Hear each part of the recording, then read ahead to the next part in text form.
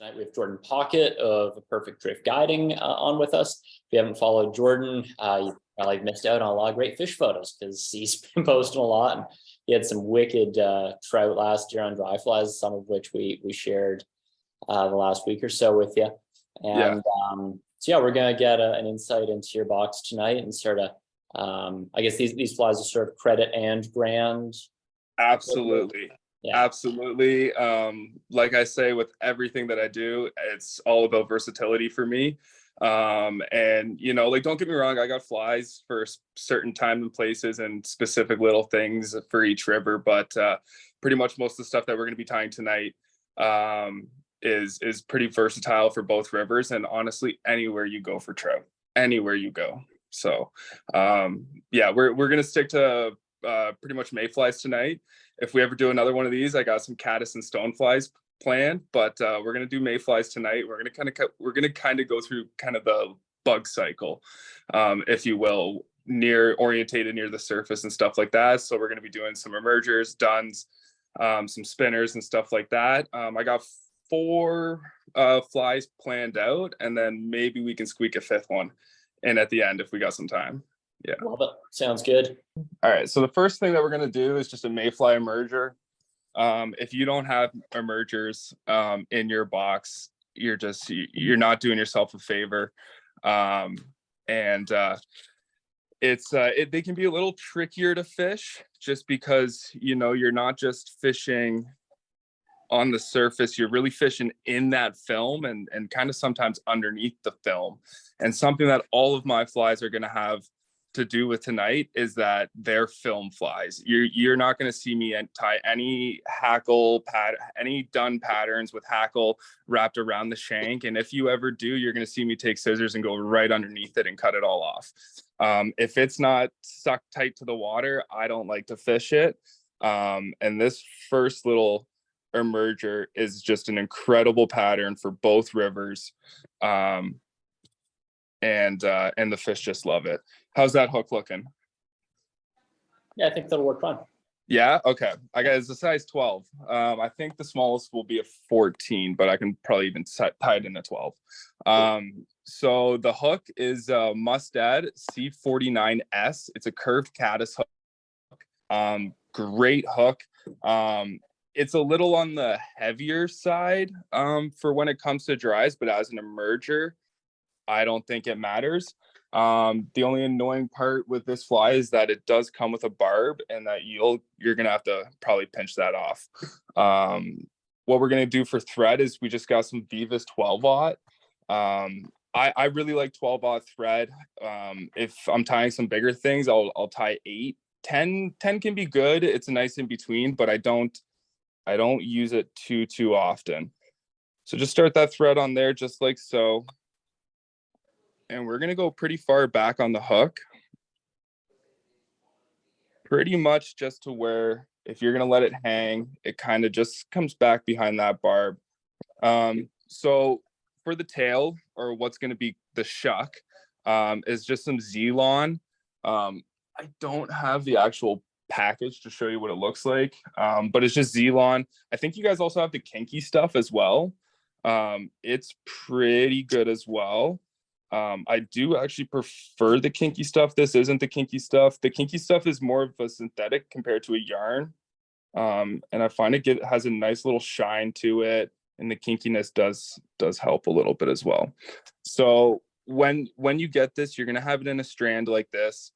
I like to separate it into about thirds or even quarters, and then just snip a little bit of that off. Don't worry about the ends being too clean and all that stuff. Even having them a little bit buggy isn't too bad.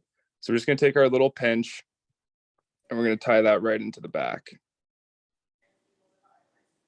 Just like so. 2 wraps to hold it, and then you can come in here with your fingers and position it just like so. Perfect. So now we're just going to wrap all that Zelon up to the top. A little hard to do with the camera in the way. Perfect. We'll just come on in here and just clean it up. Perfect. So there's a couple of things that you can do for the ribbing. I got some extra small gold wire. You can also use a large tinsel. I wouldn't recommend using anything heavier than that, because at the end of the day, we want it to be in that film, kind of under that film, but we also don't want it to sink too much. So just an extra small wire, or like I said, even a small tinsel can do the job. And we're just going to tie that in, work it all the way down to the back.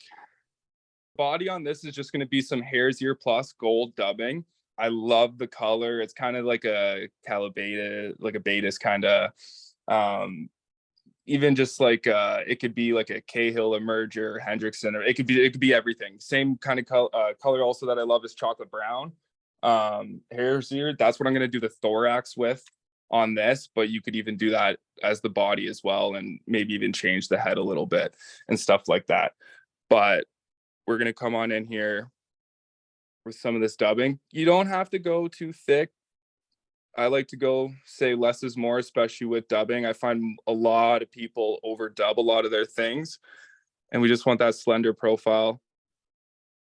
We're just going to slowly work it up.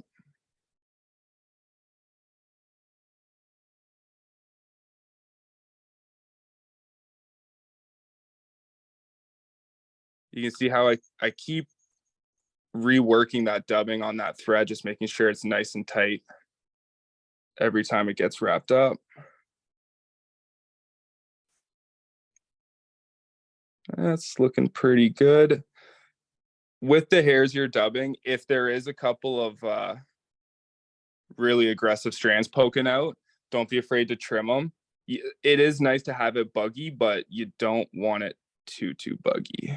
We're just going to touch it up just a little bit extra there. Perfect. All right, we're going to take that rib. We're just going to wrap that forward.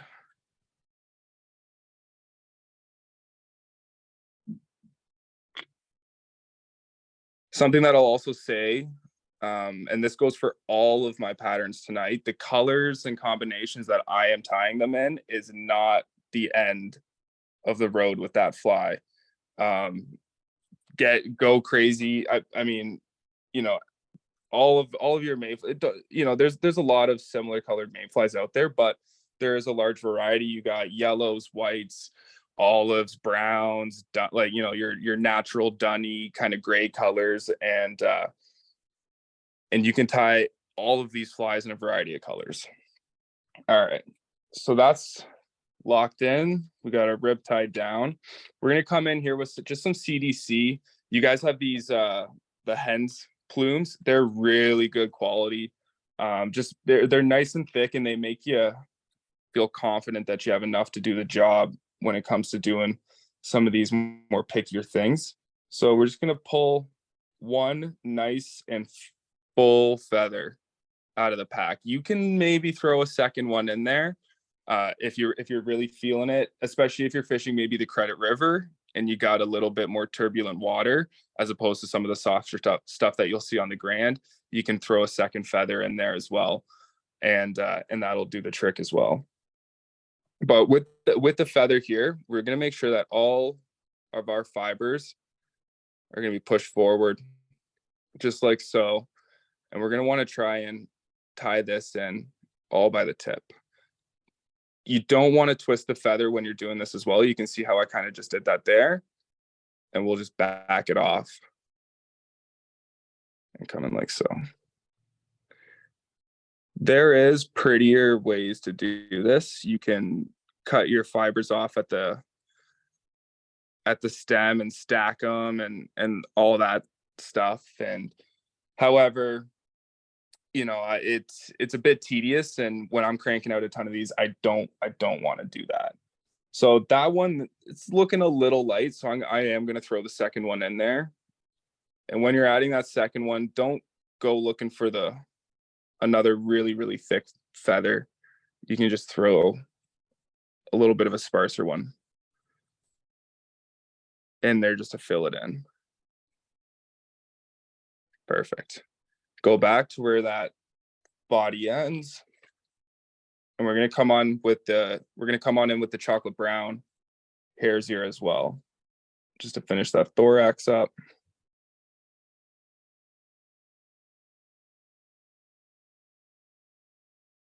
You want to make sure that the thorax is bigger than the body as well. It's going to help make sure that this fly sits properly as well in the water.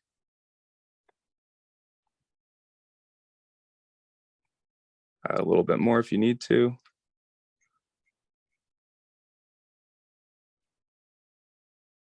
We're going to even go a little bit more.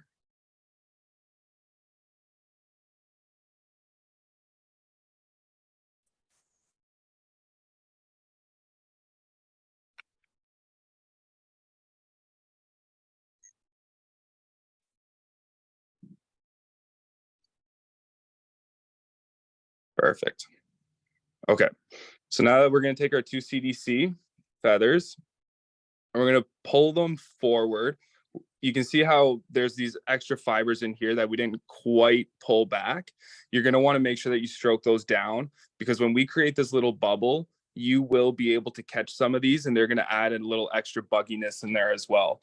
So you can see here how it's all pulled nice and tight. We're going to stroke everything down. We're going to pinch nice and low, and we're going to kind of pull back and just create this little bubble just like so.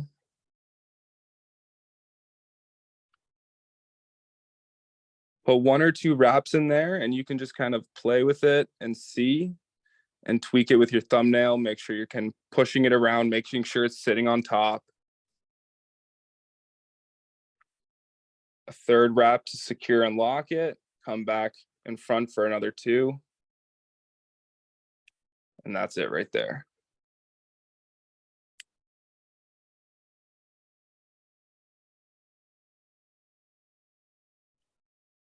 Little whip finish at the top. I don't like a lot of glues, so I like to double whip finish. Hence also why I like the 12-aught thread, because it gives me a little extra room to do so. So, you know, that's looking pretty buggy, and I don't think there's really any excess trimming there that I have to do with that. I like the way that that looks. But don't be afraid to go in there, clean up the underneath if you feel like you need to, especially if anything got away from you or if there's any loose dubbing. Like I said, especially with that hare's ear, you're going to get the odd piece of that really aggressive rabbit fur just kind of sticking out, and you don't want one of those sticking way off. Might kind of keel the fly a little awkwardly in the water too. I don't really know if there's a name for that, unless, I mean, it's just really just a hare's ear CDC emerger. Unless you know of a name out there for it, Chris, but it's just a fly that I've come across over the years and just tweaked it a little bit. But that, if you don't have that in your box, this is a must-have, absolute must-have. Solid. Yeah, I like those bubble CDC things. They're pretty cool. And they do this sit for a while. Yeah, fantastic for the Grand as well. Like, I think when everyone thinks about the Grand, everyone thinks about caddis. I do just as well. I honestly, I think I do better on the Grand with mayflies than I do with caddis. I'm a mayfly guy till I die kind of thing. So that and stoneflies. Do you tie that like in a full range of sizes for every mayfly? So like from, you know, olive size or trico size up to the big stuff, or? Yeah, I don't know if I'd quite throw it for a trico. I would definitely throw it for BWOs. Yeah. It's a great BWO pattern. Feels like that trico size is just easier ways to do it. Exactly right. You don't have to get too intricate. You can really just have like a CDC plume off the back. You don't have to fold it, go bubble back kind of style and stuff like that. Exactly right. When you're going down to that size, there's only so much room to work with. And yeah, and do you find it still works well at, say, like Drake size? Absolutely, yeah. I'll throw it in a size 10. Yeah, nice. Absolutely. I don't know if I mean, there's better Drake imitations out there, but you could certainly get away with it. I think for those 12 to 16, 18 mayflies, it's absolutely perfect. And honestly, that covers most of your variety. Where you might get outside of that is with, you know, Drakes, ISOs, hexes and stuff like that, right? It Even might, the ISOs, I find at least like I know they get way bigger on the credit, like but maybe yeah, even then, like 14 a during the 10 to ISOs. 10, 12, 14s, like, yeah, Yeah, yeah, they're out there, right? So perfect. Is that it for that one? yeah, I think so for now. Perfect, perfect. So that's the emerger. The second fly that we're going to tie is a cripple pattern. And this is where I mentioned Vince earlier. I used to tie these flies with almost kind of like a wool wing. And Vince put me on this rabbit foot. That is just incredible. This is actually the snowshoe hair as opposed to the actual rabbit foot. Both are pretty similar. I do find that the snowshoe hair is a little bit. I don't know if I would spend like 15 minutes in your shop picking through all the packs. They're all great qualities. By the way, for anybody who wants to go pick some up after this, after they see this, but I was kind of picky with it. But fantastic stuff, and that's going to be our wing. And this is a fly that, it's not very hard. It's pretty simple and bare bones, but it's just, again, a must have for anybody that was wondering. This is a pretty similar version. There's not really anything different with this fly except for the color that I got that 28-inch brown this year on. So this is the fly. And again, people might kind of think about it and be, oh, well, why did it take that? And I mean, I couldn't tell you, to be honest, but it's what it chose. And it's a lot of other fish in the past have chose it as well. So let's see, we're going to go with just a Hannock dry fly hook number 10. It's the H130BL. We'll tie it in a size 12, just so it's a little bit easier to see. But I really do like this in a 14.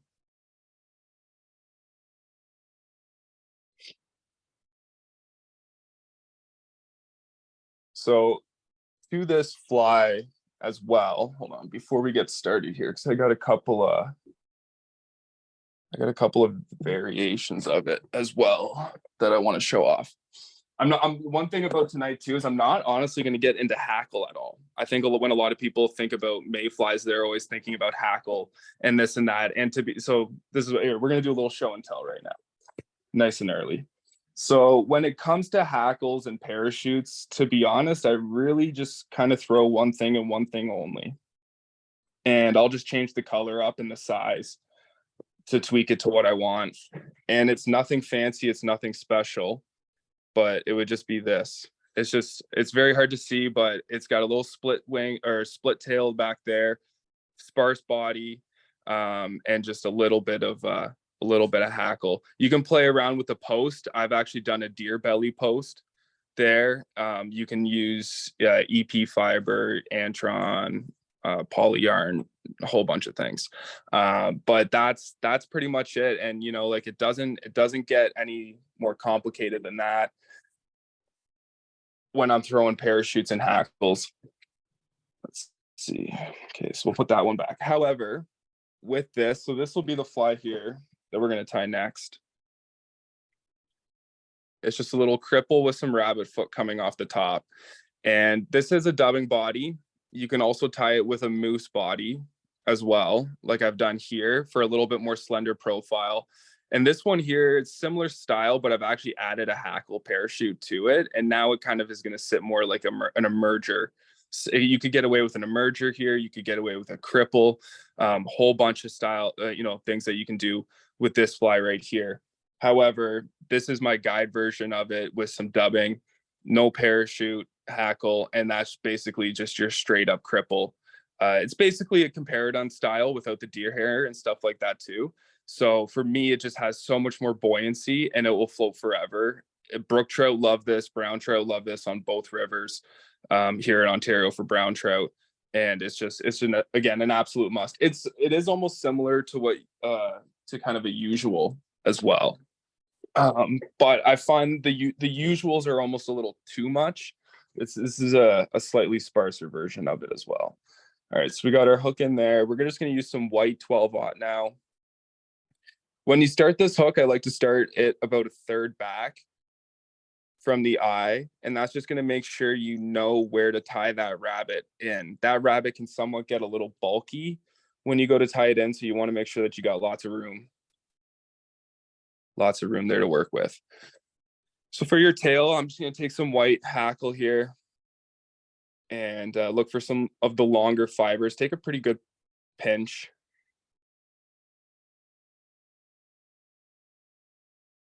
And we're going to measure that out to be the length of the body, or the length of the hook. Catch that on top with 2 wraps. Measure it up to exactly what you want. Too short. Something else to also note with the tails when it comes to dry flies, depending on how you want that fly to sit in the water is going to depend on what tail you tie. If you want something that's pretty rigid and something to be propped right up on that water, use Coq de Leon. If you want something that's going to sink a little bit, kind of maybe imitate more of a shuck, use your Antrons and your Zelons and stuff like that. Hackle, or you could even use a like a mallard flank as a tail is going to just kind of be like a softer in between. Perfect for cripples. All right, so we have that tied in there, and this is going to get a little messy here, but we're going to take this rabbit foot, and you can see where I've been slowly starting to work away at it here. When you're buying these in the store, try and find ones with longer fibers, and that's why I've spent a little bit of time picking it at it in the shop, is just because I wanted to make sure that I was trying to find some of that longer fiber stuff. However, I will say all of your packs are fantastic, so if you were ordering it online, don't worry about it. You're going to be good. Yeah, so we're going to come on, and also when you're cutting it away, try and get right down the middle of this groove and get deep. That's how you're going to make sure that you're going to pull the most hair out possible. And when we get down, this will be a little bit of a tease, but when we get to the spinner, that's also going to come into play. And you're going to want to make sure that you're really going to get a lot off of that foot. Perfect. So you're going to probably have to come in here and do this in 2 clumps as well. And there's going to be a ton of this under fur that you're going to want to pick out pretty well. It's also great dubbing. Honestly, anything from any part of the rabbit, I find is just, you can use it anywhere. Perfect. So when you get this clump, it can be a little tricky to transfer from hand to hand. Something that I do like to do is, you can see how I'm kind of rolling my fingers here up and down. Try and slide your fingers and the fur in your fingers to almost stack them in your fingers. When you pull it off and you go to cut it, you'll get these ones that are really, really long. And if you slide them in your fingers, you'll almost level them all out, and it'll give you a nice wing. You will have these extra ones out here, and honestly, I'll just come in and gently clean those up. Perfect. All right, so we're going to tie this in, measure it out. I don't mind it being a little long. So almost, I'd probably say about, you can see how I almost measured it, probably about 3/4 of the length of the body. And we're just going to tie that in and cut that excess off. Don't worry about how messy this looks quite yet. It'll all come into play when we add the dubbing and clean it up at the end. So we're going to come in here for the second clump. Same thing.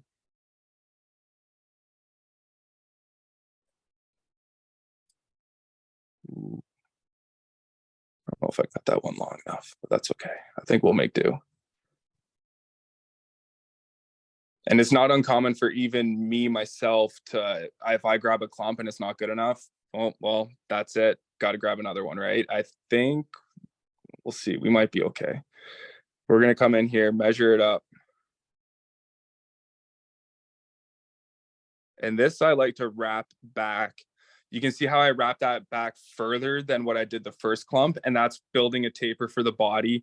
If you wrap both of these in and cut them tight at the top near the eye here, you're going to be jammed up, and it's not going to give you the body that you're looking for, and you're going to have to overcompensate with dubbing, and then it's just, there's a whole bunch of things that will go wrong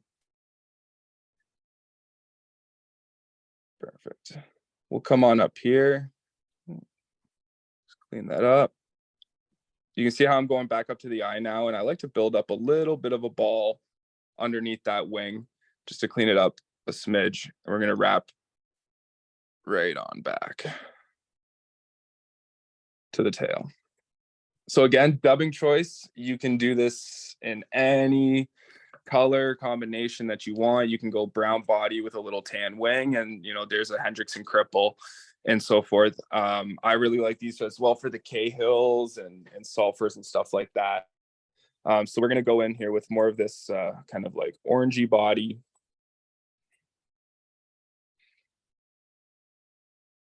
We're just going to lightly dub this on. We're going to have to do this probably in a couple steps.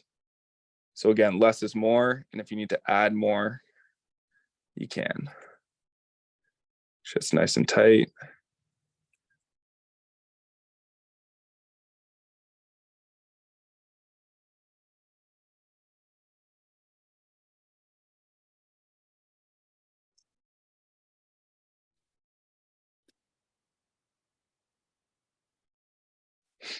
All right, we're just going to add a little bit more to get the thorax. You can change the color for the thorax if you'd like to. I have never found a need to.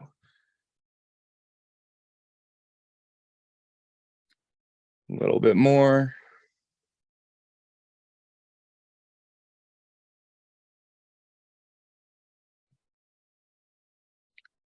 Should note as well, the dubbing that I'm using is just super fine dubbing. You can get, you guys have lots of colors in the shop. It's fantastic stuff. You hardly go through it. You use so little of it on most of your flies that you'll tie. So we're just going to pull that wing forward a little bit, or sorry, back, wrap some dubbing in front, and we can go and whip finish this off.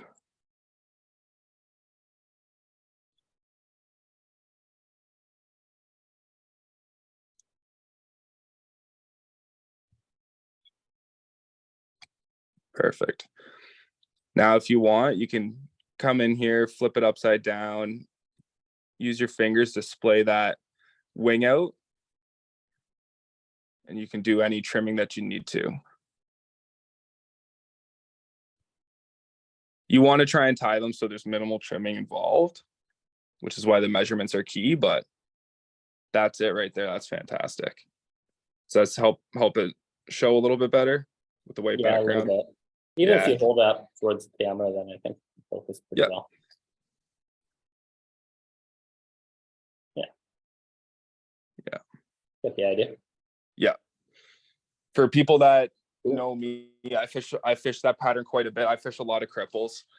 There's something about fish. I mean, when anything that's out and about just it wants to feed, they don't want to have to spend the extra energy if they don't have to. They want to try and go for those easier meals. And if these fish see a bug that's trapped in that film, is stuck in the shuck, or just damp wings and can't get off that water, it's gonna go for that bug as opposed to the bug that's flapping about and its nose that bug can take off right before that fish encounters it as it goes up to rise and take that bug.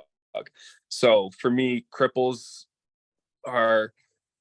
they're something that I will fish when I got a fish that's starting to stump me. And honestly, like when it comes down to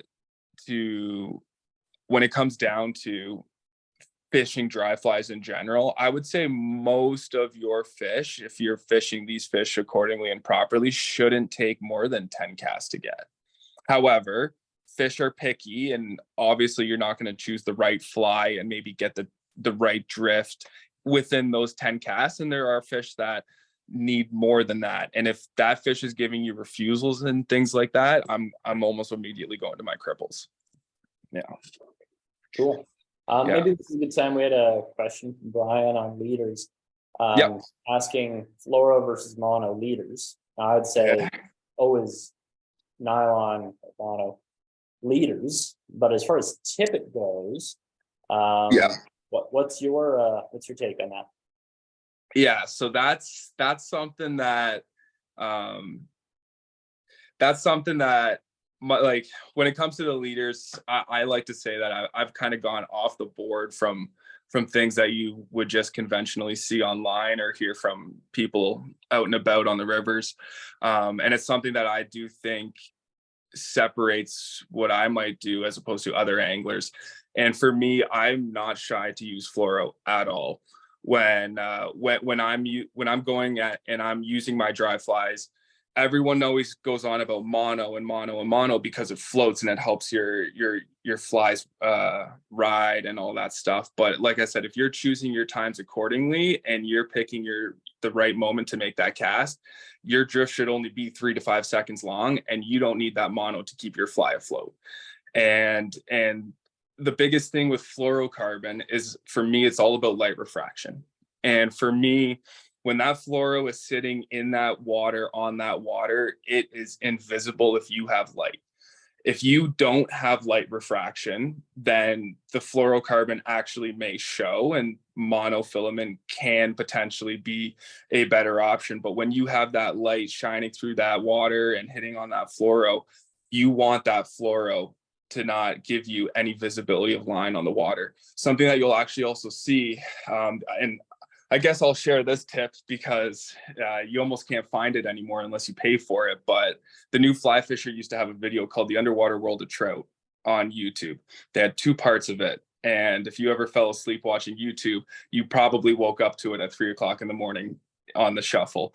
And something in there that they showed, and this is how I got into just exploring fluorocarbon on my own, was back in the day when I'd seen this, they talked about how when you have monofilament or even just lines in general where they're coiled and they have a twist and it's not sitting flush to that water, it will leave peppering marks on the water and the fish can see that. And it's basically like a dotted line all the way to your fly, and they see it and they don't want it. And that's why for me, I'll use that fluoro. I'll still use a mono butt section, but I'll use fluoro tippet, and I'll use quite a bit of it to really make sure that I have that distance from those fish and I have that invisibility of the line.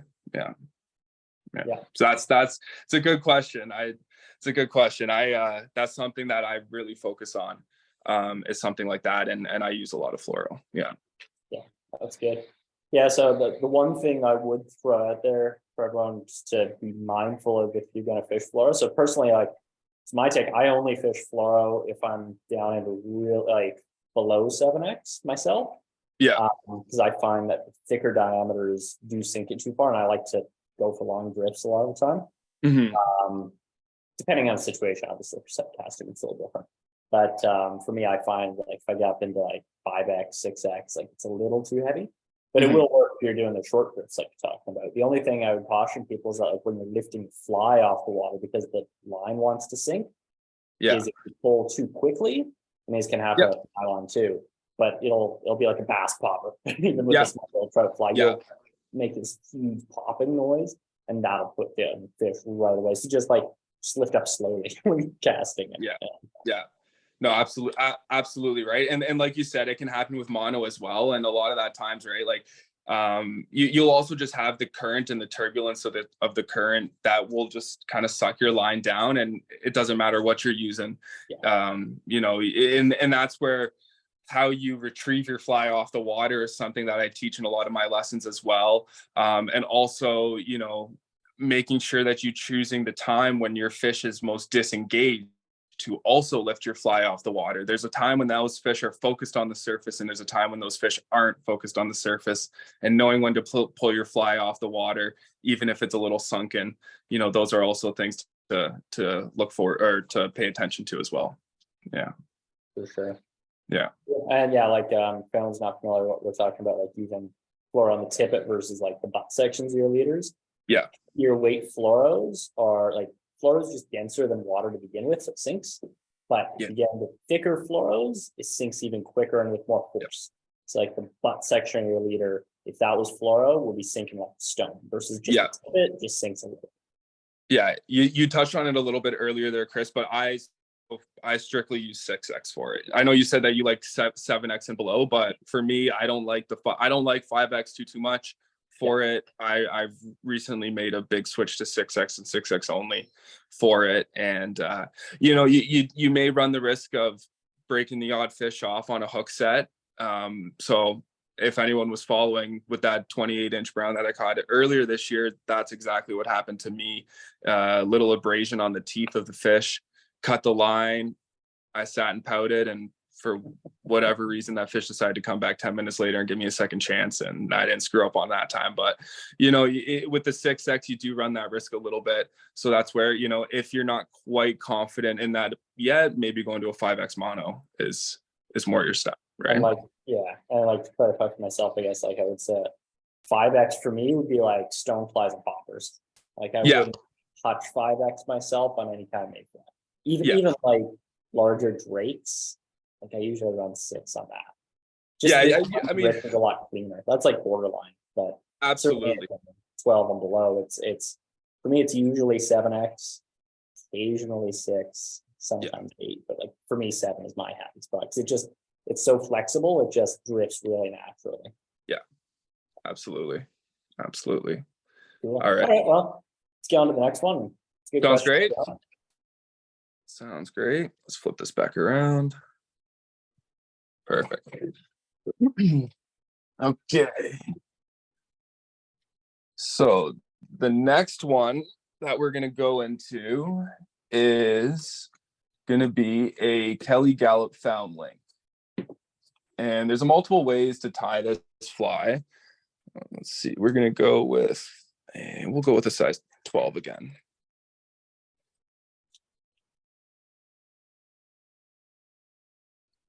So again, like I said, if I'm ever fishing parachute styles, which I do a lot of, I will say that, even though I'm not tying my parachute here tonight, I do fish a lot of them.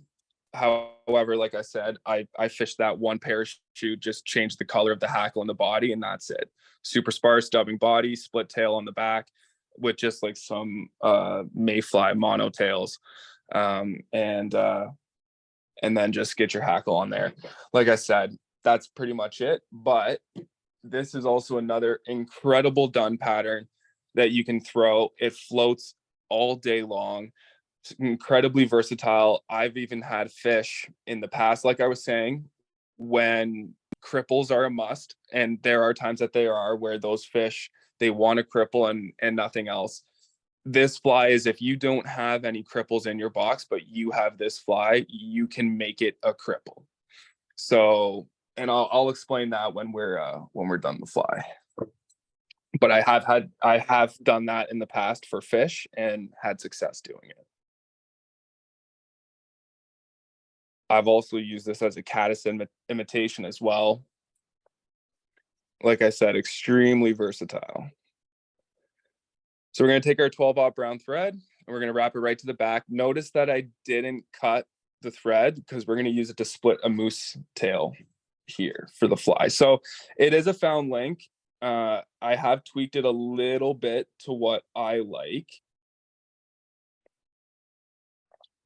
So this is your moose. When you're going through your moose as well, not every patch comes the same. I like some patches with a little bit of white in it because we're also going to use that, and I'll show you here in a second, because we're also going to use this as a body for the fly. But when you're going for the tails, choose your shorter fibers. And if you have to pick through it a little bit, obviously there's so many hairs on here that you shouldn't have to, but save your longer ones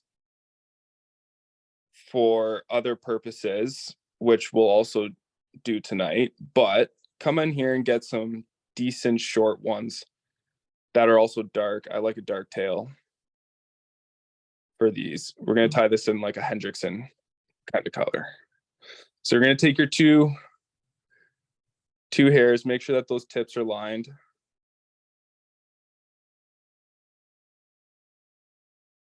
Measure them out. Don't be afraid to go a little longer than the body for the tails. I find sometimes people make mayfly tails too short. They're actually quite long. They'll also, like I said, just help prop that wing or prop the fly, make it float. Perfect. Wrap those up. Lock those in. Now we're going to take that thread. And we're going to split those tails.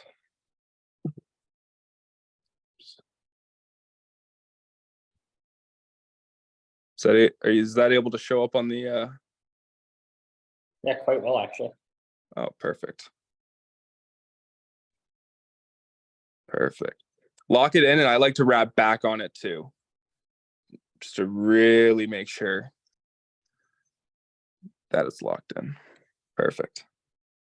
Okay, so now this is where you may want some longer moose fibers, just because we're going to wrap this as a body, and you're going to want to make sure that you don't run out of room. So for this is also why I said it's nice to have some different color to your patch as well, because you're going to want to try and pick out a white and two dark, like a brown or even like a black almost. Not that they're really black, but they'll get pretty dark.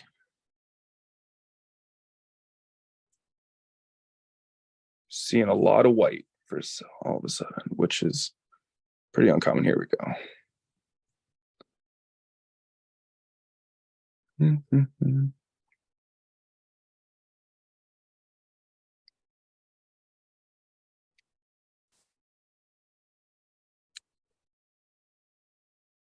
Perfect.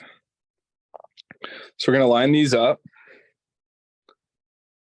I do like to try and make sure that the white is on the outside.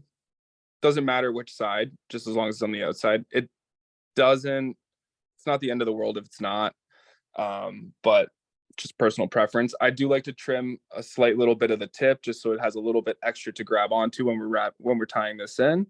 Also, if you don't cut those tips, I find the white isn't going to show up, and because generally most of the tips on these hairs are pretty dark anyway, and yeah, hopefully that white shows up. Again, if not the end of the world, but essentially what that white is going to do with the two others is it's going to create almost like a little rib, and it's going to have like almost like looks like segmentation. At the end of the day, it's just pretty picky stuff, and if you can use all three brown, you can use all three white. So that's the thing. If you want to tie this for a Cahill pale evening dun or anything like that, use your lighter, the white hairs and stuff like that. You can even take a marker and color them up to make them yellow. You can do whole sorts of stuff with this as well. So we're going to make sure that we're going to pull them all up tight and straight. And when we wrap this forward, we're going to make sure that those hairs don't come separated. And if you see them start to split apart, neat little trick here is just take your scissors and just snug it up. Be careful. When you do that, to not cut the hairs. You can see you can either rotary it or you can just go hand over hand.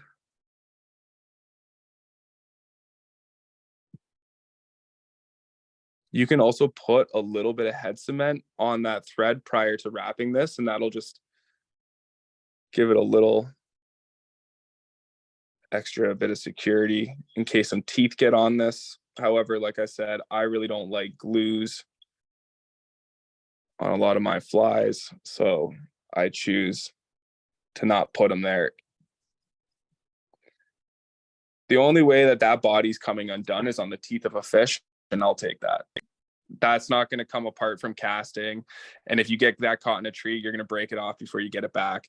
So that's where, for me, like I said, you can put the glue on that prior to wrapping it forward. But for me, the only thing that's going to do that is teeth on a fish. So I choose not to worry about it. So we wrap that forward, lock it in, and we're going to cut it off. It's hard to see, but can you see that white showing through there a little bit? Not super well, but yeah, it's hard to see. When I'll send some pictures to everyone, and whenever the final product is or whatever, we can show them off in a better photo. But perfect. So that's looking good. So we're going to come on in here. We're going to go back to the Zelon. You can also, again, you can use EP fiber for this if you wanted to. This is also, again, a fly that if you ever hear Kelly Gallo talk about it, he talks about how this is also a great spinner pattern.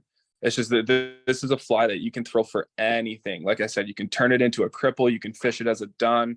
You can fish it as a spinner. It does everything, and it floats so well.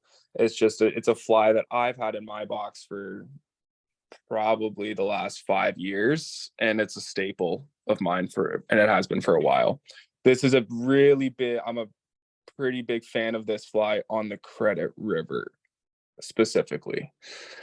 So with the Zelon, we did separate it for that shuck on the emerger. We're going to take a full fiber. So we're not going to split it. We're going to just cut some right off the hank, and we're just going to tie it in. You can see how I did a little figure 8 to lock it in there. And that's looking pretty good. This is basically going to be your wing. And this is where I was saying it can be used as a spinner pattern as well, because, it is going to come up with an overwing, but this also gives it almost like a side underwing that can look like those wings splaying out to the side for to imitate a spinner. So to trim these up, I like to do a little bit of a trim here right now. We're going to pull them all up, and then we're going to fold it back. And I like them a little bit longer than the body, just a smidge. We're going to come in there and cut it like so. You're going to see that they're going to splay out. And don't be afraid to come in here with even your fingers a little bit and kind of help work it in. What I like to do here now is I'm going to do a little pre-trim here as well. We're going to cut off some of those fibers that are sticking forward. And now we're going to cut on another angle towards the back side. And you can see how I'm kind of almost shaping it out to be a wing.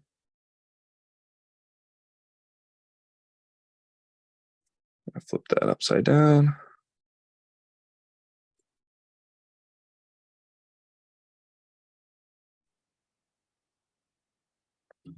Perfect. Perfect. That's looking pretty good.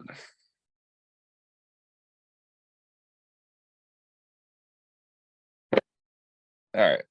So now we're going to come in here with some short deer hair, short fine, basically your Comparadon style deer hair. And this is what we're going to do to tie in our overwing. You're going to pretty much tie this in just like you would any sort of elk hair caddis.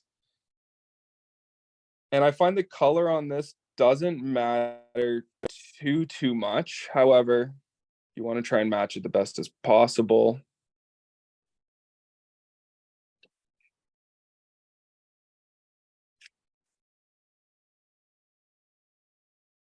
Perfect. So come in here and kind of just pull all that under fur out. If you have a comb, you can put it through it. However, with the really short and fine stuff, I find the comb doesn't really work too well. Now, I just have to find my short stacker, which I have no idea where that has gone. It was right here as I placed everything out for the video, and it has mysteriously, oh, there it is. There it is. So to deal with these hairs, it is very beneficial to have a short stacker. If you have, let's just say, a regular peak, they're going to go all side to side. They're not going to stack very nicely. And they're going to, when you kind of separate your stacker, they're going to flop and unfold and all that stuff. And it is better to invest in a small stacker to deal with these hairs if you feel like you're going to do it in the future. So just give it a good stack. Work them out. Perfect. I think we went a little light on the clump to be honest. So I'm gonna have to grab a new clump.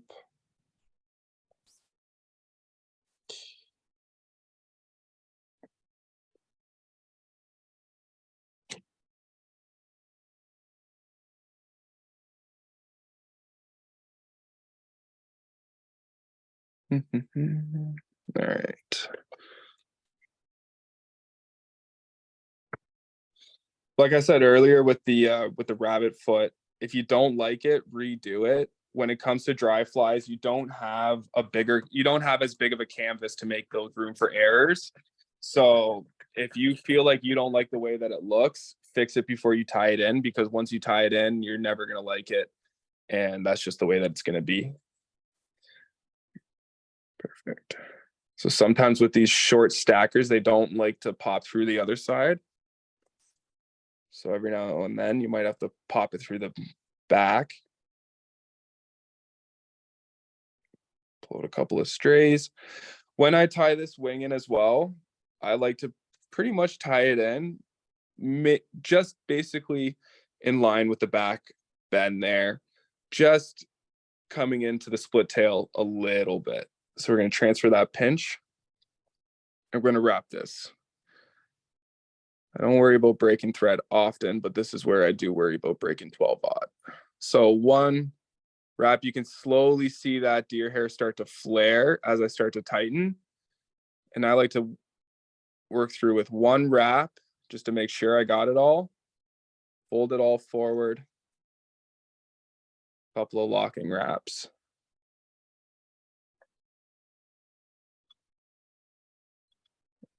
And a couple of whip finishes to seal the deal.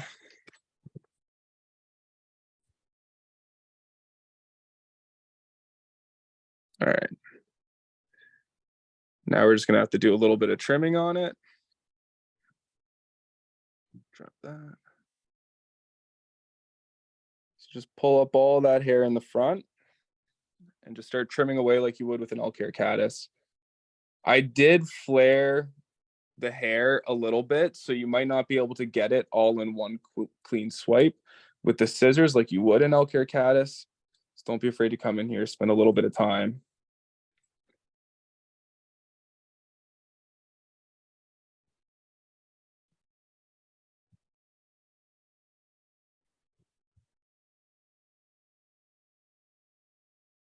Making sure all the wings are out to the side, giving you a large profile.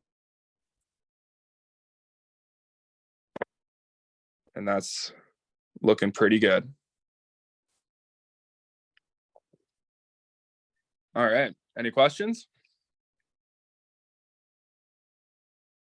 Oh. Muted. Yeah, there you go. Yeah, no questions I'm seeing here. Yeah, it's a great fly. I really like that one. I was saying Matt actually tied that one as well. So I know you guys share a love of that pattern. Oh, did he? Oh, I didn't even know that he tied well, that. he did in shop. So this is probably the first time that a lot of folks be seeing it. But okay. yeah, I was saying I actually hooked my personal best brown trout. What would have been personal best dry fly brown trout on the ground last year on basically a found lake. Yeah, exactly right. And like I said, so something that I'll say too is if you don't have a pair of scissors on you on the river, I recommend bringing them. You can cut that like that spinner wing out full. Oh, so here, that's what I'll do too. So how I turn this into a cripple is I'll come in here. You can even keep that Zelon in there, but you can trim it out a little bit. Basically take that entire wing and literally just mangle it forward. And eventually, with a little bit of time, it'll get there. And you're going to have a cripple that now sits in the water like this.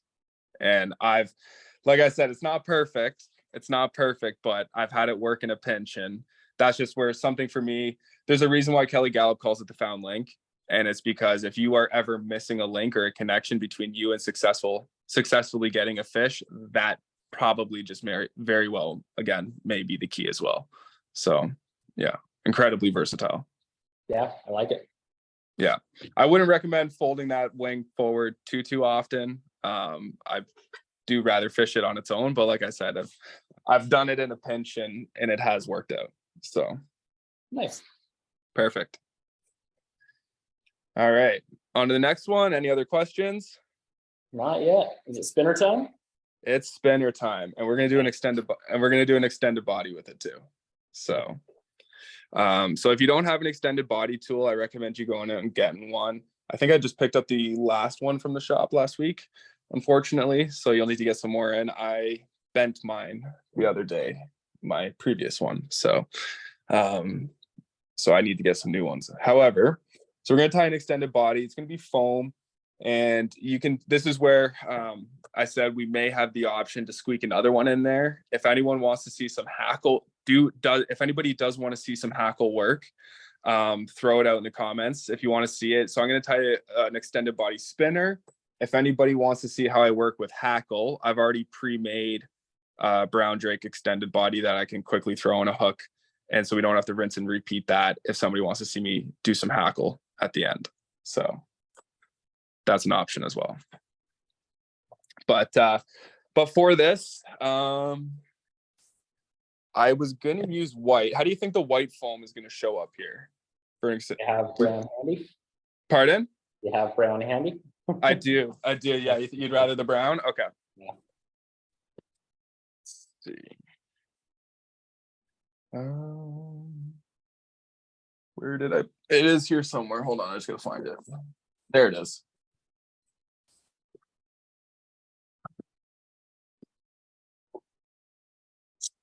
Yeah.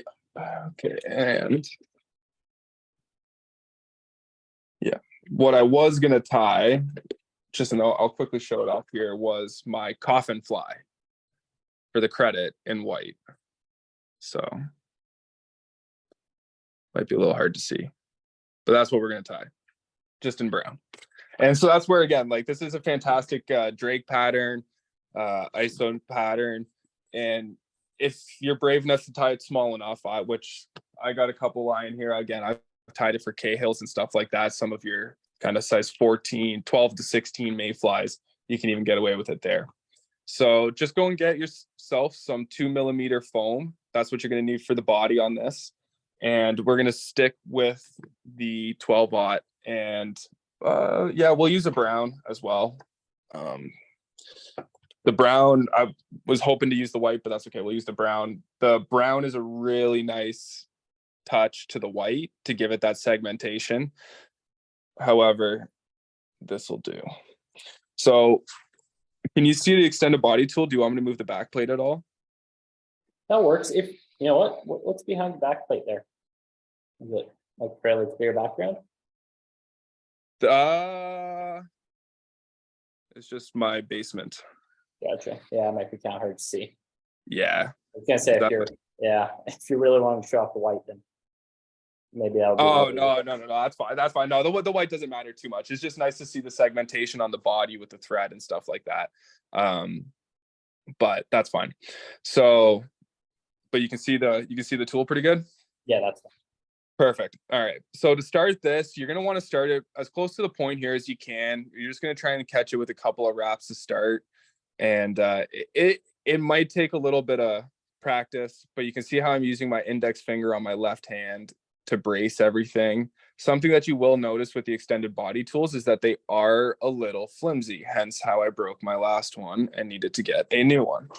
So you can make do with a pin and whatnot. However, you can see how, again, I didn't clip my thread, and my thread is going all the way back into this little thread catcher material clip back here. You can also, this is where you could use just a pin, or I've even cut the eye off of a hook and used a hook and bring that thread to a little material clip back here. But if you can, for the $15 or whatever, go out and get yourself an extended body tool, and most of your packs that you get should come with 2 sizes. So I am using the smaller size tool for this.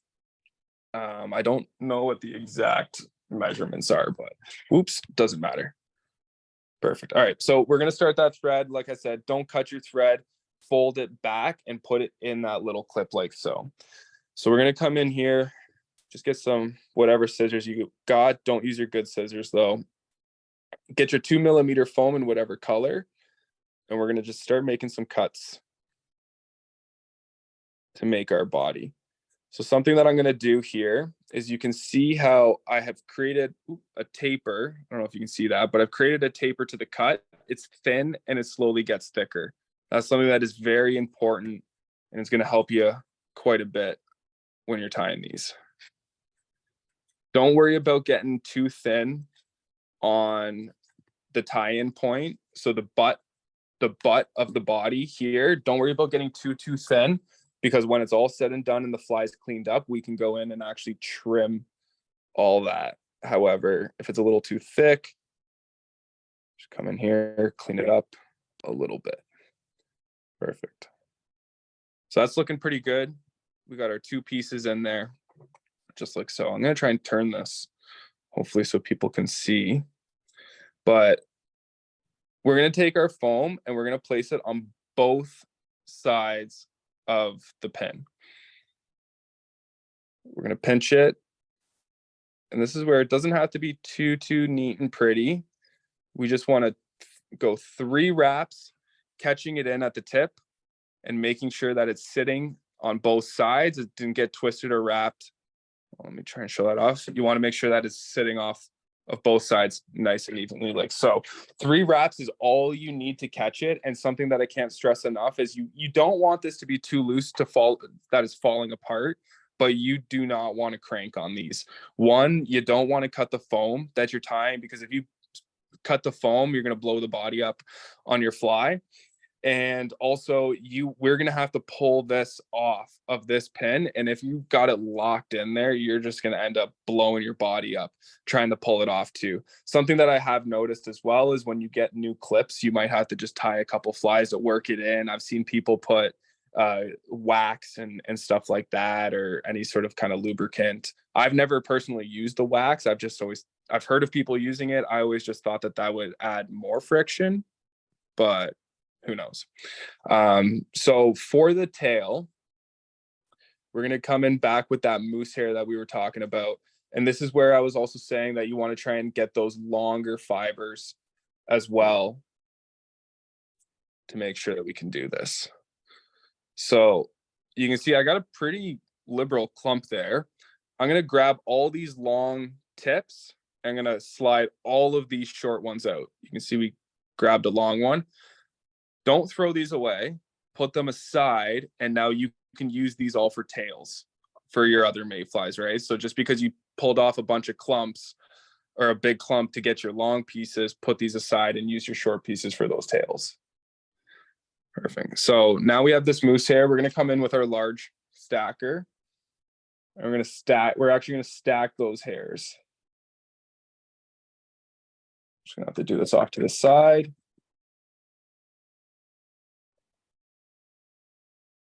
And you honestly just need 3 or 4 gentle taps with that.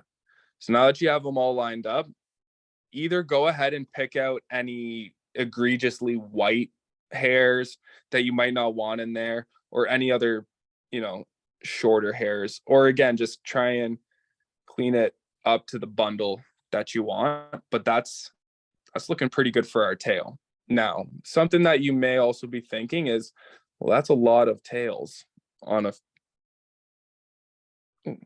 that's a lot of kind of material just for a tail. We'll be able to clean this up again later at the end of the fly, and we'll be able to get that nice split tail and all that sorts of stuff. And so I'll show you that at the end. So 2-3 wraps just to secure, lengthen it all up, and that's looking pretty good. Again, don't worry about getting too long on the tail. I don't know if you can see that, but that's looking pretty darn good. I like to say you want the tail, same thing, as long as you make that body. So use that as a bit of a reference. So we're going to take all these moose hairs. We're going to fold them back just like so. And now we're going to take our foam and we're going to fold that back just like so. So this is what we got. And now you're just going to advance your thread forward on that pin, just like so, just like you would cover a hook. And you can see I'm not cranking down. I'm literally just placing it over and dropping your thread down. You don't have to tighten and go crazy on this. You just are advancing that thread forward. I like to go two wraps, maybe 3 pretty tight wraps forward for your first segmentation. Now, to tie the segmentation in, we're going to go moose hair back, and we're going to go foam forward, and we're going to tie that in. 2 wraps to segment, You can see fold the moose hair forward, and we're going to go 2 wraps to secure the moose. And now this is where we're just going to rinse and repeat. So fold the moose hair back, fold the foam back, and now we're going to go 3 wraps. So I went 2 wraps for the first segmentation. We're going to go 3 wraps for the second. Foam forward, moose hair back, 2 wraps to lock the foam down, moose forward, 2 wraps to secure that down. So this is where that tapering of the foam also comes in handy, because now that we got our first 2 wraps in there, you can see the first segment we did 2 wraps forward with the thread. The second segmentation we did 3 wraps. From here on out, we're going 3 wraps all the way forward. And you don't have to change the amount of thread wraps that you advance forward, because the tapering of the foam is going to give you that larger segment all on its own. So moose hair back, foam forward. And something to also note before I do this here is you can see that, you know, once you cut into this foam, if you go to make a segmentation and you go to cut into this foam, it is a little hard to come back from that. So what you can do is just fold that foam forward and even take your finger and just pinch that moose hair down. It's going to give you a little bit more time to work and also making a measurement. So you can take you can see how I'm angling my bobbin side to side. If you got to tweak the size of your segmentation, if you got to make it bigger, just go to the left. If you got to make it smaller, pull it back a little bit. And you can tweak your segmentation so it's perfect every time. You can see how I just make that wrap nice and slow, nice and easy, making sure that it's the way that I want it all the way through the wrap. And that's looking pretty good. And we're getting bigger and bigger as we go on, as we work our way up. So same thing, moose hair back, foam back, thread forward with 3 wraps, foam forward,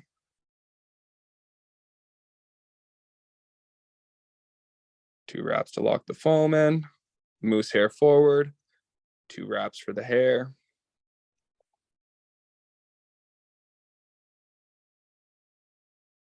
Pull everything back, 3 wraps forward,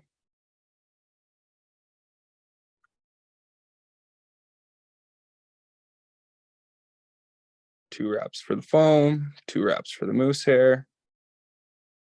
So if you wanted a smaller body, you could stop there. We're going to go 1 more segmentation. I'm going to make this a big one. Oops.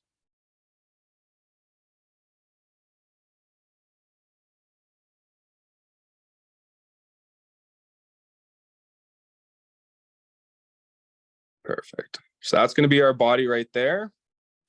And now we're going to whip finish over that last segmentation. Double whip finish. Trim. Now we got that thread. We're going to pull that thread out of the clip and just thumb and finger, slide and wiggle it off, just like so. And there's your extended body. I just went full foam on this. Some people have seen me post it in the past of the dubbing bodies that I use as well. You can just coat this shank here, basically just wrap it up with foam and then wrap back and then cover it up in dubbing. And then you have a dubbing body if you'd like that more that style as well. However, the foam really shows the segmentation really well. It adds a lot of buoyancy, and you could fish this thing all day long if you wanted to. And something with these flies here as well that I really do like with the foam, especially when you're tying them in a spinner version, when you're going after that spinner fall and it's late at night, the last thing that you want to have to do is change your fly because it's sunk. And this is going to make sure that that fly is not sinking and you don't have to try and look up into the sunlight or up into the moonlight and the stars and trying to find that hole in your little dry fly hook. And you can just let this thing keep going and going all night long, and you're going to be good to go. So we're just going to put that down to the side. Now the hook that I use for these is I like them in 2 sizes, depending on the size of the bug that I'm going to tie. For my hexagenias and my really large ones, I use a size 8 Raven sedge hook. My smaller ones, I like a size 12. You can also use a size 10.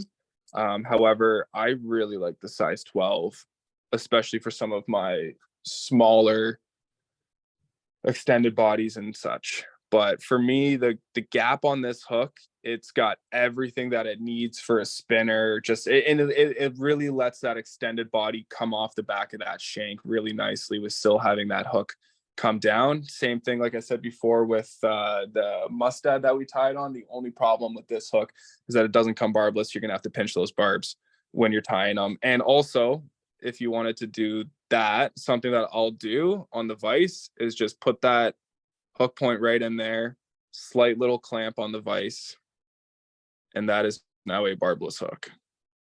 So just a little something easy that you can do if you're tying these up at home. The last thing that you want to do is, I've seen it before. People go and they see a rising fish and they get all eager because they want to go cast over that fish, and they tie it up. They don't check the barb, and they go on out. And so just that's something there that you can do quick at the vise, and just so that you don't ever have to do it and waste time on the river when you're out and about trying to catch your fish as well. All right.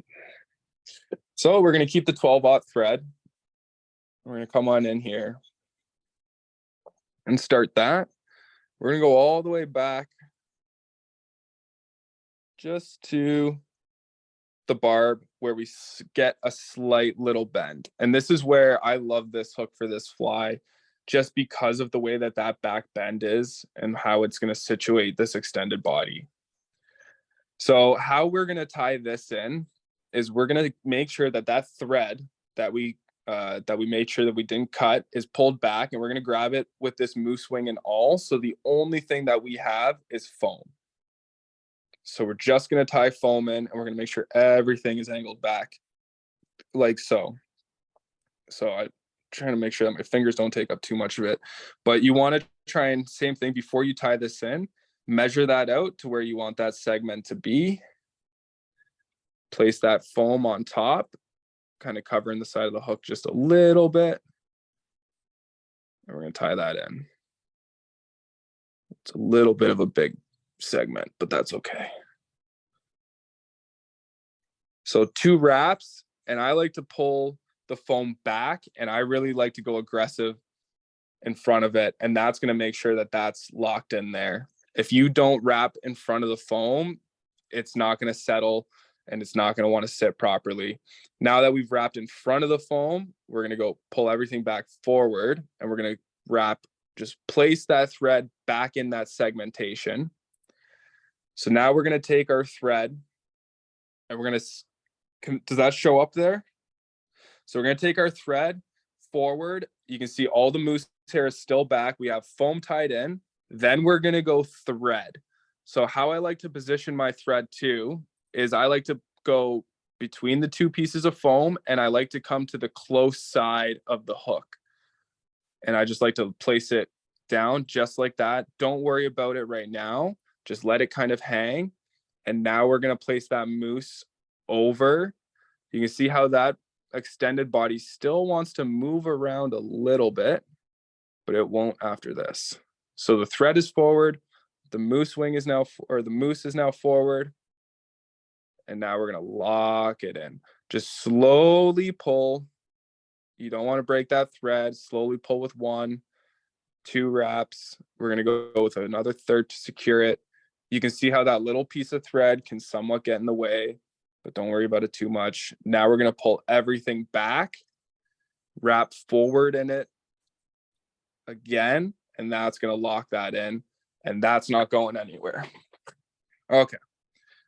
So this is probably my favorite part of the fly, to be honest. I love the rabbit foot wing that we're gonna do with this, but this is where I think, I don't know, this is where I've had a lot of people ask me, how do you give your flies flair, and how do you actually kind kind of make that body do things. And so what I'll explain by that is, so wrap your thread forward towards the eye of the hook, and we're just now going to grab that single strand of thread that we started with. And if I pull on it, can you see that tail wiggle and bend?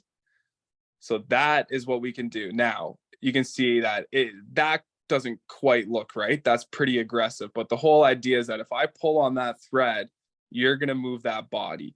And so something that I really, really, really like to do with my spinners is, if you hold it properly, you can just kick the tip of the tail down. And what that'll do is that'll almost kind of imitate that egg laying stage when they're coming down and they're placing that, where the females are coming down and they're placing their eggs down. Something that I'll also do. Oh, hold on. See, this is the problem when I get talking. That little bit of thread likes to wrap up the bobbin. What I'll do with the duns. So if I'm not tying this in a spinner and I'm tying this in a dun, what I'll do is I'll pinch the foam and I'll bend it to the side. And then to me, that really looks like that's a mayfly that's angry and he's trying to kick off the water for a dun, right? That looks like that's that to me, this, when I kick it off to the side like this, or if I give a little action in that tail, to me, that can just be a little bit of a deciding factor for that fish, saying that's a fly that's about to get away, or that's a fly that's stuck in the film and is panicking. And they'll tend to lean towards that bug that looks like it's stuck in the film and is struggling a little bit harder than the others. So, all right.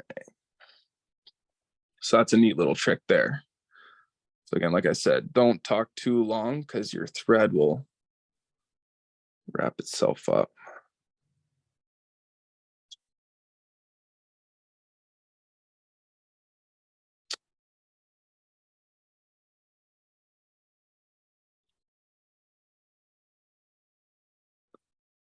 Okay, so we're going to pull that thread. We're going to kind of tweak that to a little bit of bend that we like.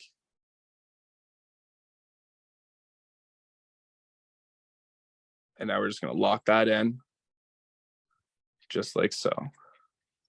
Same thing like we did before. We're going to wrap that thread back on itself and lock that in just like we did with the split tail in the earlier fly. Perfect. So now we're going to wrap back to where we're going to want to tie in one more segmentation. So we're going to come on in here and we're going to line that up. I went a little big on the segmentation that attached the tail to the hook, because you can see that one there's a little bit smaller than this one. So it's a bit of an error on my part, but that's okay. So same thing, just like we were doing before. Foam forward, moose forward right after, 2 wraps, lock it down. And because we're going to cut the moose on this one, I like to just feel safe and secure with a 3rd wrap. Perfect. So we're going to pull all this moose up nice and high, scissors down low, and just cut like so. So for the spinner, if I'm going to tie a dun, I'm not going to cut this foam, but for the spinner, we are. So we're just going to pull that foam tight, cut nice and clean. Same thing, go to the other side, pull that foam nice and tight, and cut clean. If you got to trim up that foam a little extra at the end, you can. Perfect. Okay. So I will grab my white for this. So I'm going to tie in a small piece of white foam here, and this is to go over the wings. And the reason why I'm going to go white with this is because I really feel like the fish don't see any of this, and this white is actually for your eyes. If you're throwing a fully brown fly out there in the dark, it's very hard to see. It's very hard to see big bright flies in the dark at the best of times. So I do feel though like a little bit of white on the top with those wings can help you see it just a little extra. So we're not going to go too crazy. We're honestly going to just cut a pretty similar piece that we cut, pretty similar size piece to what we used for the body. Good. You can see I've trimmed a little V into that just to make sure that we can kind of get it into place and it's not going to take up too much junk and bulk on this hook shank when we tie it in. So you're just going to come on in here, tie that foam down. And this is where I actually like to also tie that foam up into that segment. So you can see how here, when I cut all that foam, it left all this little segmentation in here. I went up over top of that and I locked this other piece of foam in that groove as well. And that's just going to make sure that everything comes nice and flush. You're not going to have any gap between kind of the casing on your wing. There's not going to be any bulk or gap on the underneath in here. And that's making sure that everything is looking pretty nice to finish this fly up. So we're going to just flatten that down a little bit because we don't want to get too bulky. And this is where we're going to tie the rabbit foot wing in. So we're going to come in here. We're going to try and look for our most longer fibers of the foot and be pretty liberal on this too. You want to make sure that you're getting some pretty decent sized clumps. And if you may have to tie each wing in 2 stages as well if you don't get that big enough clump in the first go. Perfect. Same thing, pull all that under fiber out or that under fur. And if you got a rotary vise, this is where this comes a lot in handy. You can see here, I just did my little thumb slide for that rabbit to make sure that those tips are aligned a little bit better. Now, you can see this isn't a very long enough fiber to really make sure that it can figure 8. Plus, the tips of the fibers is really what you want. The butt ends, we're going to tie it in as a figure 8, but we're going to make sure that majority of the length is off to one side. However, what the butts are going to do on the other side is just add density to the wing as well, but allowing the tips to kind of do all the work. Perfect. So how's that looking? Well, that's going to be tough to see with those wings. Does that look better? Perfect. You can see this side here is a lot longer. This side here is a lot shorter. And that's looking pretty good. We're going to rinse and repeat, except now we're just going to flip that wing. So we're going to make sure the tips are going off the other side.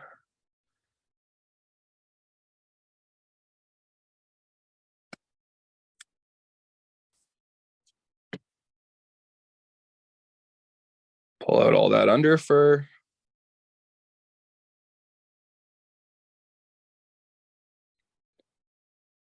Slide your thumbs to align those tips. Pull out any excess fluff. Come on in here and line them up.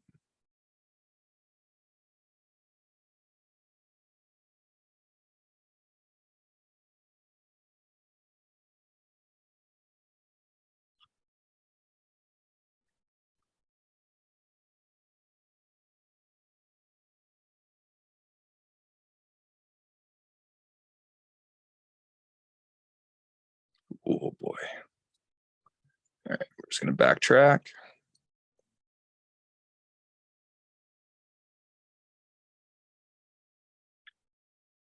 It is a bit of a tricky material to work with, but I will say, once you got the patience to finally get the hang of it, it is so worth its while. It floats like an absolute cork.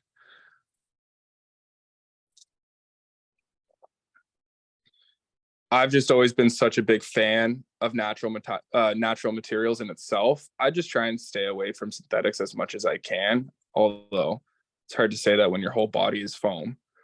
But for me, this is just an incredible winging material. That's extremely versatile.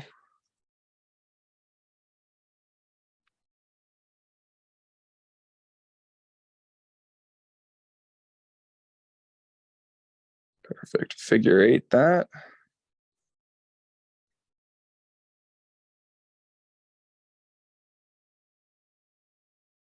It's looking pretty good.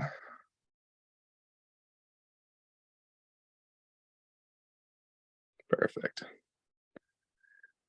All right. So now all we need is just a little dubbing on that thorax. You can use anything. You can go chocolate brown. You can go black, whatnot. I was going to use a little chocolate brown here for the white. So I'm just going to put that on this here as well. When I'm tying them for, let's say like a Cahill or a green Drake, something that's a little more white or pale color, they do have a dark thorax. So make sure that you're not tying that whole entire thing white. Make sure that you do have that separation in color. Now, something that you'll do here with the dubbing is you're just going to go figure-8 wraps. And you can notice how I'm not looking at the top of the fly. I've flipped this whole thing to the underneath. I do not care what the dubbing on the top of this fly looks like because it's just going to get completely covered up by the foam. I am only focused on what that dubbing is looking like underneath. And again, everything is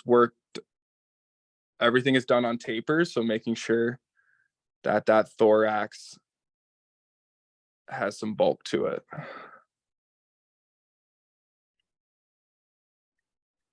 Don't worry about getting too crazy with the dubbing here because I honestly find it doesn't matter when you have all that buoyancy of the rabbit and the foam. It doesn't matter. All right, so you got that dubbing thorax in. It doesn't look too bad from the top. It's pretty good. But like I said, where it really matters is on the underneath. And now that your thread is in front, make sure you wrap tight back to that dubbing. We're going to take that foam that we had on top, fold it forward. Something there that I like to do as well is when I'm bringing my thread to locking this foam down, you can see how I'm coming and avoiding the wing, but now I'm coming back into the wing over the foam forward, and now we're going to come back and under the wing as well. And so all we're doing is we're making sure that we're grabbing that foam but also keeping that hook eye clear, and we're almost taking that foam and tucking it back into that rabbit as well, and it's going to keep them splayed out to the side just like so. Quick whip finish to finish it off. Cut the foam. And we're not done yet. So this might be a little tricky in the vise to show, so I'll try and take it out. So I was talking about that tail, and you can see how it's all just looking like a pencil right now. And you also, the foam that you have underneath here, it might just be a little unclean from when you tied it in. So this is where you can come on in and you can just take your scissors and just trim that little butt of foam just to a nice clean point. And so actually I'll plop it back in the vise here real quick. So I should have kicked the tail to the other side. So can you see that on the white? Perfect. So you're going to take that mousse and you're basically just going to take 2 pinches and you're going to separate it just like so.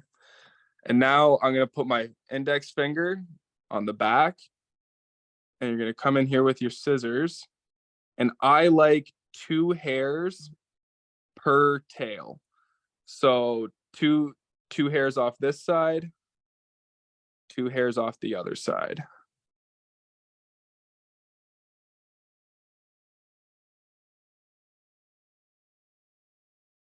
Just like so. And now, can you see that? Now you got your split tail. Nice. John was asking if the tail kind of either curved or point down, like in a spinner form, if you ever have any issues with it, like landing upside down, or how do you find that? No, I haven't had any issues of it landing upside down. I think having that foam over the wings will help with that. And again, you know, if it's tied properly, it shouldn't be too much of an issue. I don't know. It's funny. I honestly can't say that I've ever really had that as an issue for spinner fishing as well. Um, but but yeah, no, I wouldn't say that there's any issues with it there. The one thing that I would say with the tail is don't go too crazy with it. You also may run the risk of popping your thread when you're giving it a little extra pull. Keeping in mind though, I did that with 12-aught, so you know it's more than enough to get the job done, especially if you're not on cranking on that extended body tool and really locking it down too tight. Like I said, you want to keep it, you want to make sure that the body doesn't fall apart. You want to make sure that it's still tight enough to do the job, but you don't need to crank it down. You're not lashing it to a hook. You're not locking your materials down to a hook. You're tying up an extended body, right? So, but yeah, no, that's a fantastic fly that you can tie in a whole bunch of different sizes. Like I said, color combinations are endless. I got some big hexes here for bass on the lake, which is incredible. You can use this same style of tail, foam tail, to tie damsel flies. I got coffin flies, green drake. This is one that I did with a two-tone, so like a white underbelly with like a green. This one was a little trickier. This one, if you want to go the foam on the underneath, you can't have the foam to the side. You got to go foam on top and foam underneath, and it's a little trickier to tie, but still pretty good. And but those are some of those extended bodies there. I should say too, that's this is the parachute style that I was talking about, as opposed to the spinner. And so you can see I have a deer belly wing. I don't know how we're doing for time, but We can go for it if you want. are you sure? Yeah.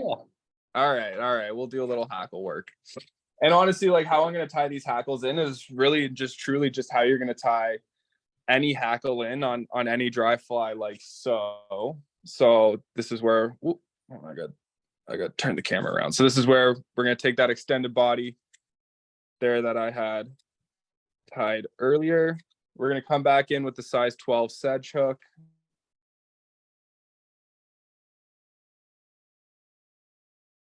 Just like so.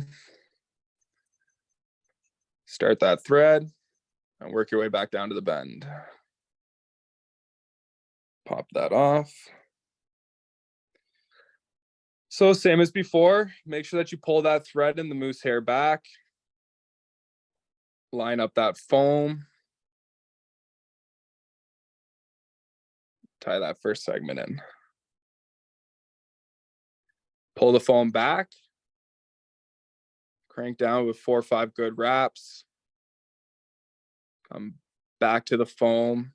Pull it forward. And now we're going to go back into that crease of the segment you just created. We're going to pull that thread forward. Place it between the 2 pieces of foam. We're going to go moose back over. And we're going to lock that down over top with 2 wraps. Pull everything back. Wrap forward on the hook. All right. So because this one's going to be a done, we're going to go pretty aggressive on the tail. We're going to pull that and we're going to kick it off to the side.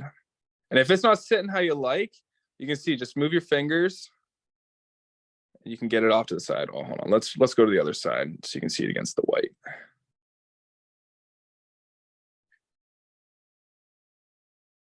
And you can see it move. Also, what I will say is when you tie that bent tail in, it's not fixed to that exact position. The amount of bend that it has will be consistent, but you can either bend it to each side. You can have that bend going up or down. You can, once you cut that thread and you have that bend in there, like you can see that is bent up to that side. I can pop it to the other side. And now it still has that same bend, but it's going to the other side, right? Same thing. If I want that tail to be kicking down, you just take your fingers, kick it down, right? So once you put that bend in there, you can have that bend facing whichever way you want. Bloody thread. There we go. All right. So we're going to come on forward.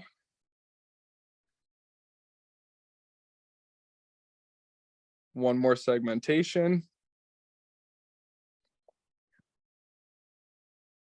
Couple wraps. Fold the foam back. Go back to the segmentation. Fold that moose over the top. 1 to tighten it up. 2 to lock it in. Back, forward, and front. Perfect. Oh boy.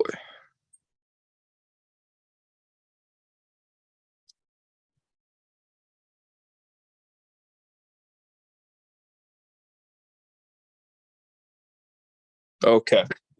So that's looking pretty good. So you can see with this one, instead of the spinner, we're going to keep these pieces of foam off to the side.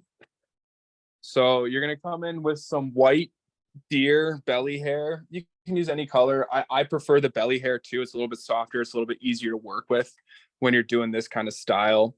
And you're going to come on in here with a pretty good sized clump. And like I said, using that white is just going to help with your vision out there, as opposed to using a more natural color, darker color. You're going to pull out anything you don't want. I went a little bit excessive on the clump. That's looking pretty good. So we're going to come on back in with our stacker, and we're going to stack that up. Also, prior to doing that, I will brush it out just a little bit because there's a little extra hair in there.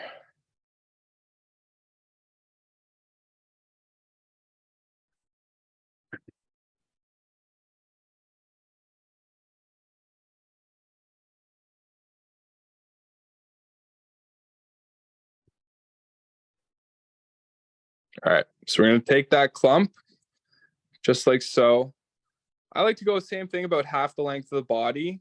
I find the length of the wing doesn't matter too much. It's more personal preference and how it looks to you. As long as the wing isn't too short, doesn't matter. If it's a little extra in length, it's not the end of the world. The fish don't care. So you can see 3 wraps to kind of secure that in.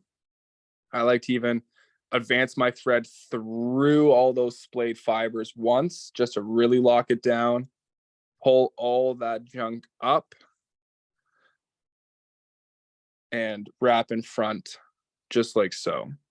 So now you're going to have all these long deer hair fibers right here. We're going to cut those off just like so. And we're just going to make sure we come in here, do a little extra trimming to make sure that you clean it all up. You don't want this looking like an elk hair caddis. You want to try and clean these cut butts as clean as you can, because you don't want to add any unnecessary bulk that you don't need. Perfect. We're just going to wrap that down just a little bit. Perfect. How's that looking? The white's really hard to see with my background. I know, it's good. Yeah, perfect. Okay. So what we're going to do here is we're going to take all that deer belly that we just tied in, and we're going to pinch it, and we're going to just do a couple of parachute wraps around the bottom. Something that I'll really recommend when you're doing these parachute wraps is making sure that you have a decent amount of thread out, making sure that you got probably 3 to 4 inches of thread out to do this. You don't want to have to apply pressure while you're doing this, because then you're just going to cinch it. You're going to flare the essentially, like, these parachute wraps on this deer post, that they're not to cinch down and to really tighten it up like you would on maybe, let's say, a like a poly wing or a poly parachute on a parachute. You're really just kind of gathering them and collecting them, and just what this is going to allow to do is it's going to allow those hackles just to kind of create a path. And you can see just 2-3 really light wraps, and now all of those are sticking up just like so. I'm going to try and do this with my hand behind it, but ooh, don't catch the foam. But you can see, like, I did that without even holding the deer, right? That's how light you want it. And then when you go to finish it up and wrap back on that hook, you can maybe give it a little extra tension there, just like so. Perfect. So we've given our little parachute wraps. We've come down back in front. And now we're going to go in with some hackle. Let's see what we got here. So I just got some like dark brown dun hackle that I'll use for this. And I like 2 feathers on this. Hopefully I can find some good feathers. I am getting low. So that's looking okay.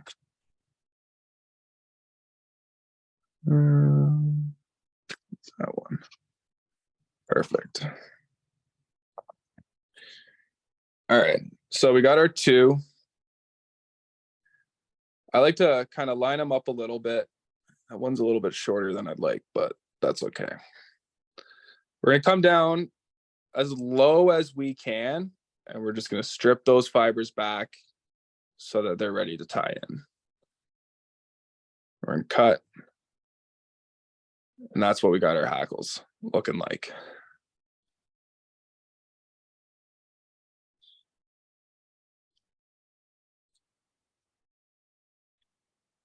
Perfect. So when we tie these hackles in, I've just basically lined those 2 up side by side. I put them on the side of the hook that's closest to us.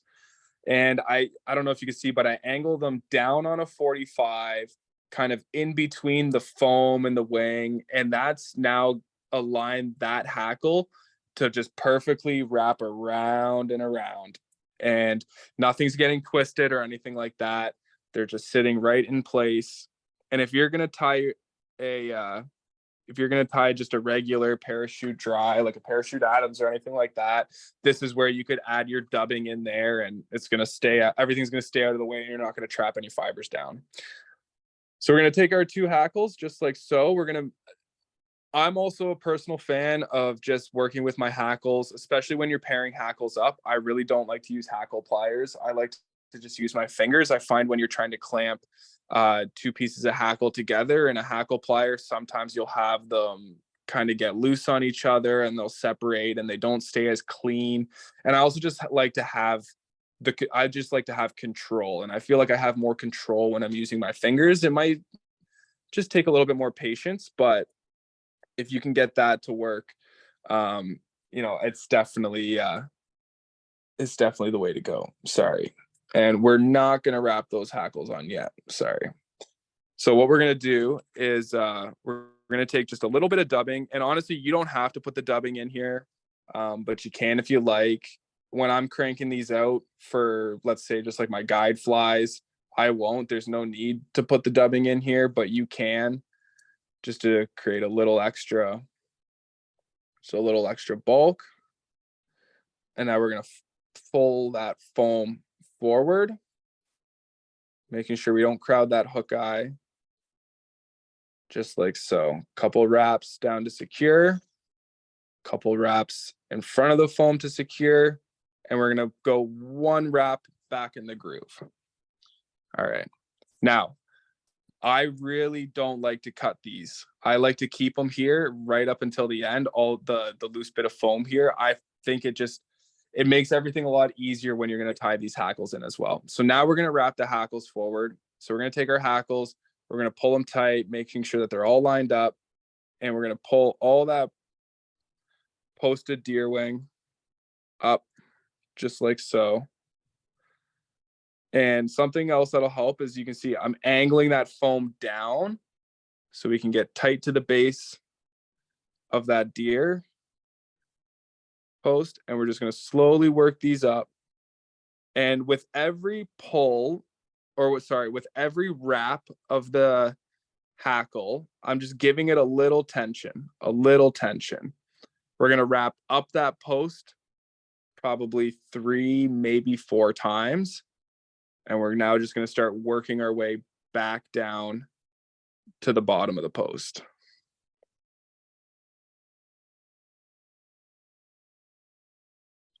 I really like to use the full amount of feather if you can.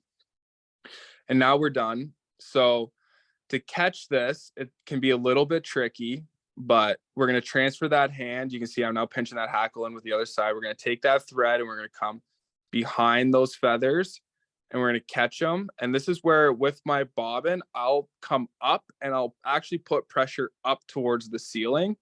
And I should be able now just to let that go. And it's going to hold itself in there just like so. And I haven't even created a wrap yet. That's literally just to hold that in. And now we can come and pull that foam down and come underneath the hackles, come back over that other piece of foam. And we're just going to lock that in to the groove of the foam that we had originally created. And we're going to rinse and repeat that one more time. Catch the hackles on top of the foam, but underneath the hackles that we tied in. We're going to pull all that foam back, 1, 2 wraps, and a whip finish.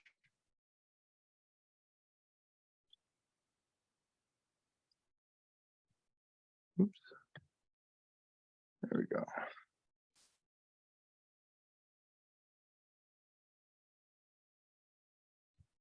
So now with the hackles, we can just come in here and trim it. And now with our foam, how can I, it'll be a little hard for you guys to see me do this with the foam, but I like to just turn that fly. And don't be afraid to pull the fly out of the vise at this point and do this in your hand. There's no need for you to keep it in the vise. You can pull it out and just give it your trim. Especially if you don't have a rotary vise, that's gonna be a really big help. But, and then, sorry, getting ahead of myself, same thing. We can trim that tail up. So trim that little bit of foam. Split that moose tail.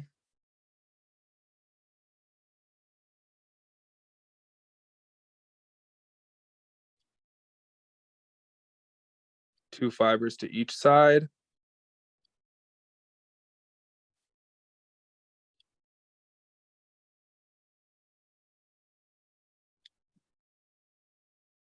Just like so.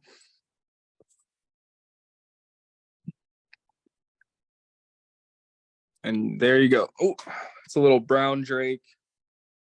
Extended body done. Very cool. Yeah.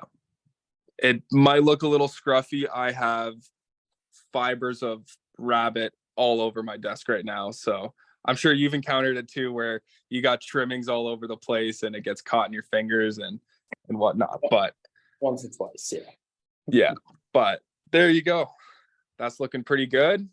And there you go. That shows you a little bit of hackle work too. And I'm not gonna lie, I really have grown to become a fan of using this deer belly hair as a post. I think it's fantastic. I honestly think it's pretty easy to work with. Another fly that I also tie that uses it is he's a Michigan angler. His name is Ed McCoy. He's a pretty big dry fly guy. And this is his little fly. It's called the ISO Spinner Cherry Bomb. And it's a great fly. I think I was talking to you about faux bucktail in the shop the other day, Chris. And this is what I use faux bucktail for, is for his fly here specifically. And the body work is just a deer body that has those it's just body hair. You can also use the short fine compared style hair, but this is actually the blackberry dyed hair that you have. I think I can't remember the exact name. I think it's black raspberry. That's what it is. Black raspberry deer hair. And you just tie it in. You can see how I got them to flare off of the back a little bit. So it's not a dubbing. It's not a quill body. It's actually a deer hair body with a parachute. I'm not sure if you can quite see the parachute there. But then it also has that split deer belly wing. and that's a killer fly as well. So Very nice. yeah, perfect. Cool. Well, thanks for sharing that with us. Some good Yeah. tips to work on before the season opens, for sure. Yeah. So yeah, I mean, there's lots in there for everyone to kind of tie up, flies, knowledge, and stuff like that too. And like I said, all the flies there that I tied are a lot of my go-tos.